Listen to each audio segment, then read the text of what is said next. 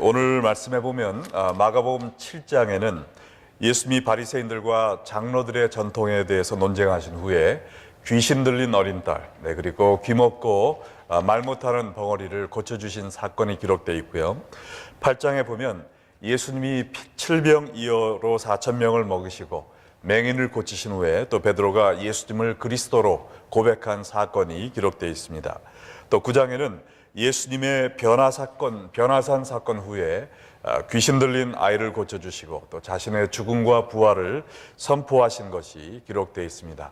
이 가운데 저희가 마가복음 8장 22절에서 26절에 나와 있는 맹인을 고치신 예수님에 대해서 잠시 상고해 보는 시간을 갖겠습니다.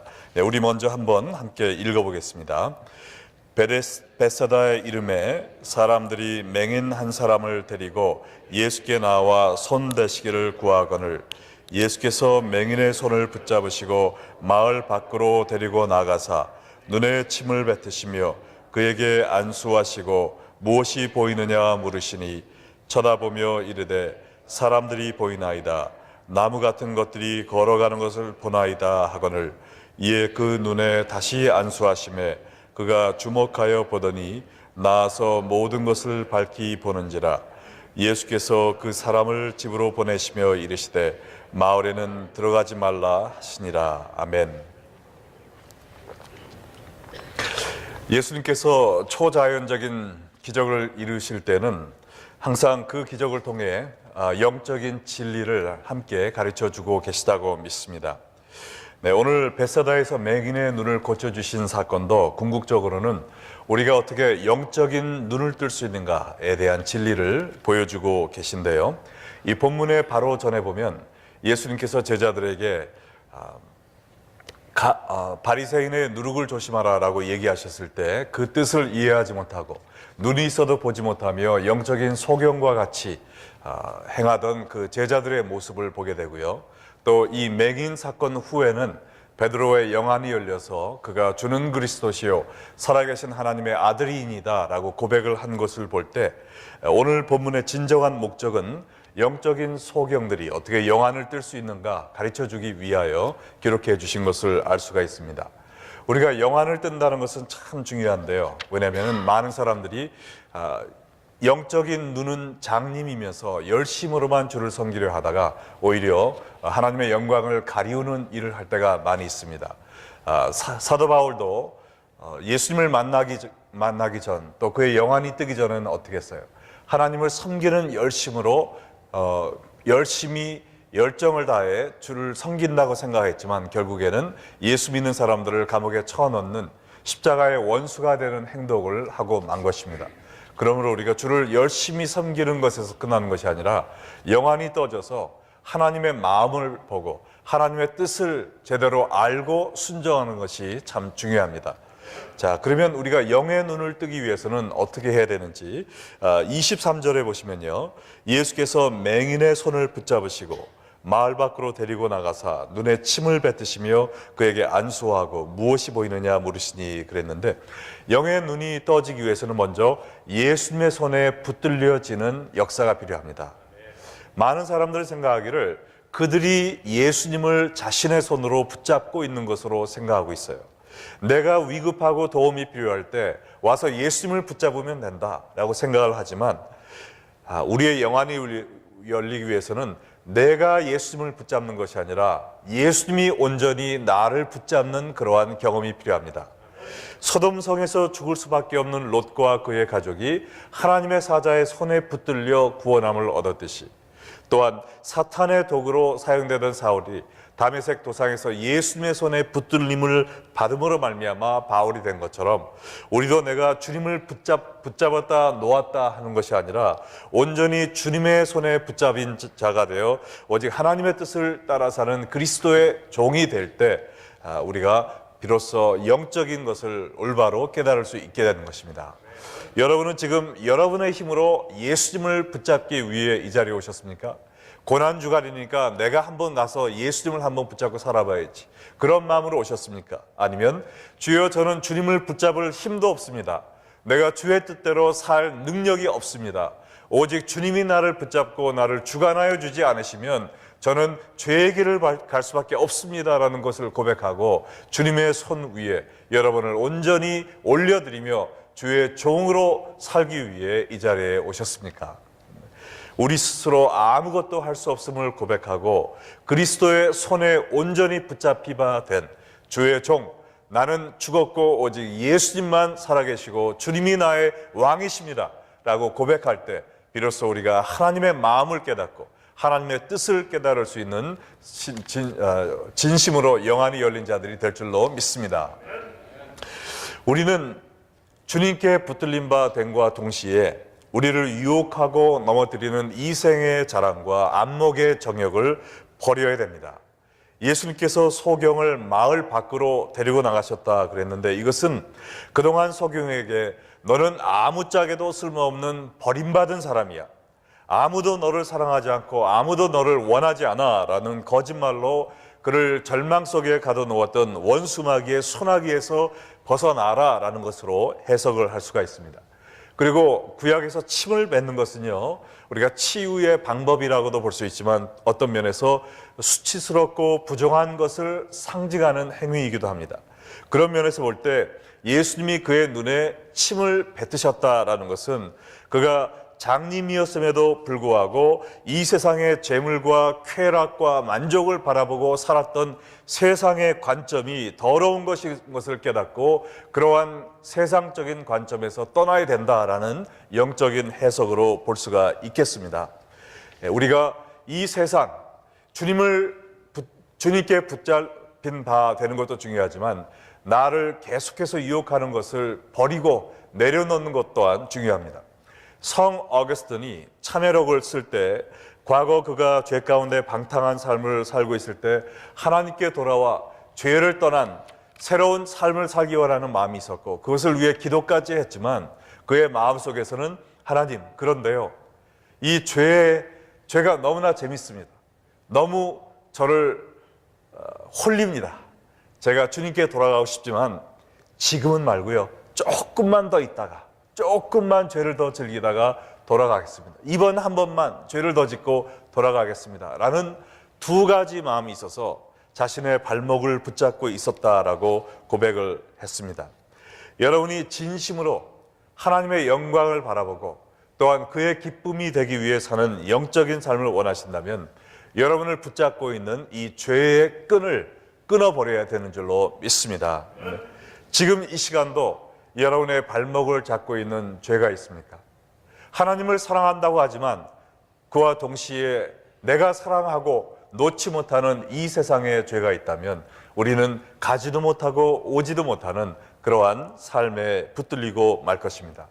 여러분의 마음에 붙잡고 있는 누구를 향한 미움, 물질을 향한 욕심, 이 세상을 향한 음란과 쾌락과 교만이 있으면 오늘 이 시간 믿음으로 끊어버리는 이 시간 되기를 간절히 소망합니다. 네, 제 딸 크리스티가 어렸을 때 그 워커라고 있잖아요. 애기 집어넣으면 지가 혼자 돌아다니는, 부엌에서 거기에서 막 왔다 갔다 하는데 부엌에는 뭐가 있습니까? 애 딱 그 손 높이에 쓰레기통 있잖아요. 쓰레기통에 가서 그 뒤지는 걸 그렇게 좋아하더라고요.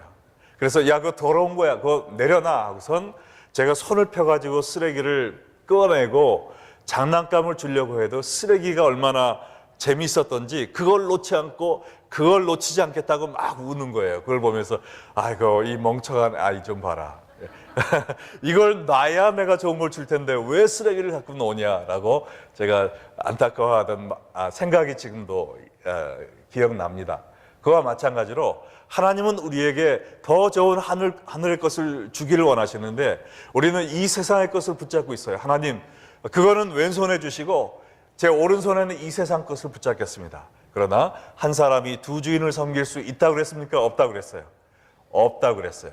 하나님이 주시는 영의 것을 완전히 붙잡기 위해서는 우리가 붙잡고 있는 이 세상의 것을 완전히 놓는 여러분 되시기를 주의 이름으로 축원합니다. 자, 마지막으로 24절과 25절 한번 보시겠는데요. 쳐다보며 이르되 사람들이 보이나이다. 남 같은 것들이 걸어가는 것을 보이나이다 하거늘 이에 그 눈에 다시 안수하심에 그가 주목하여 보더니 나아서 모든 것을 밝히 보는지라. 자, 여기 보면요, 성경에 단 한 번 나온 기록이 나와 있는데 예수님이 병자를 고치기 위해 안수를 몇 번 하셨습니까? 2번을 하셨어요. 다른 때는 한 번만 하면 다 일사천리로 병이 나았는데 오늘은 2번이나 안수하셨단 말입니다. 이것을 보고 어떤 학자들은 예수님이 좀 영빨이 떨어지셨나 보다. 한 번에 안 듣고 2번을 기도하셔야 됐다. 또 어떤 사람들은 이 맹인이 믿음이 약해서 예수님의 기도가 안 먹혔나 보다. 하지만 예수님의 기도에는 모든 것을 변화시킬 수 있는 넘치는 능력이 항상 있습니다. 믿으십니까? 그리고 우리의 믿음이 부족하다 할지라도 하나님이 원하실 때는 원하시는 일을 하시는 능력이 있음을 믿으십니까? 자, 그러면 왜 예수님께서 2번이나 기도를 해주셨을까요? 제가 보기에는 우리의 영적인 치유와 회복은 하루아침에 이루어지는 것이 아니라는 진리를 가르쳐 주기 위해서 2번이나 기도를 하셨다고 믿습니다. 이 맹인의 치유를 위해서도 예수님께서 2번이나 기도를 하셔야 됐던 것처럼 우리의 삶에 있는 죄의 뿌리를 끊어내고 또한 하나님의 뜻대로 사는 사람이 되기 위해서 우리가 단 한 번의 노력으로 되지 않는다는 거예요. 하룻밤 하나님 앞에 작심하고 철야기도 한다고 내 삶이 완전히 바뀌는 것이 아닙니다. 우리는 지속적인 변화가 필요해요. 그렇기 때문에 우리 교회의 목표가 지속적인 변화입니다. 내가 아무리 부흥회 가서 은혜 받았다 할지라도 제자 훈련 2년 받았다 할지라도 그것으로 끝나는 것이 아니란 말이에요. 어제 받은 축복으로 내가 오늘의 승리를 경험할 수가 없습니다. 날마다 주 앞에 나아가서 날마다 새로운 은혜를 간구하고 날마다 내 자신에 대해서 죽고 내 자신을 주님 위에 새로 올려놓으며 또한 주님이 나의 왕이십니다. 주님 사랑합니다. 라고 날마다 주님께 나아가는 고백과 삶이 있을 때 내 영이 녹슬지 않는단 말입니다. 그래서 잠언 24장 16절에도 보면 대저 의인은 7번 넘어지나 또다시 일어나니라 그랬어요. 의인은 넘어지지 않는 자가 아니에요. 의인도 7번 넘어집니다. 이 세상에서 우리는 영원히 이 유혹과의 싸움을 피할 수가 없어요. 날마다 새로운 영적인 도전과 시험이 닥쳐옵니다. 그럴 때마다 우리는 주님을 붙잡고 또한 주님의 손에 붙들린 바 되어 싸우는 겁니다. 그러다가 넘어질 수도 있어요. 그러나 그때 넘어져 있는 것이 아니라 또 일어나는 그 사람이 의인이라는 것이죠. 넘어지지 않는 자가 의인이라고 성경에서는 얘기하지 않았습니다. 우리 인간들은 넘어질 수밖에 없어요. 그러나 그때 이왕 넘어진 김에 누워서 자자 그런 것이 아니라 다시 일어나서 회개하고 주님께 내 자신을 드리고 다시 한번 주님의 손으로 나를 안수하여 주시기를 간구하며 주님 앞에 매달리는 그 사람이 하나님 보시기에 의인이라는 것입니다. 여러분 가운데 오늘 넘어진 그러한 상처를 가지고 오신 분이 있습니까? 주여, 나는 안 돼요. 나는 맹인처럼 볼 수가 없는 사람이에요. 나는 틀렸어요. 그것은 사탄 마귀의 거짓말입니다. 우리가 설사 넘어졌다 할지라도 다시 일어날 때 주님을 의지하고 나를 향한 주님의 사랑을 내 마음속에 품고 다시 일어날 때 하나님은 너는 내가 사랑하는 나의 의인이야 라고 말씀해 주심을 믿으시기 바랍니다.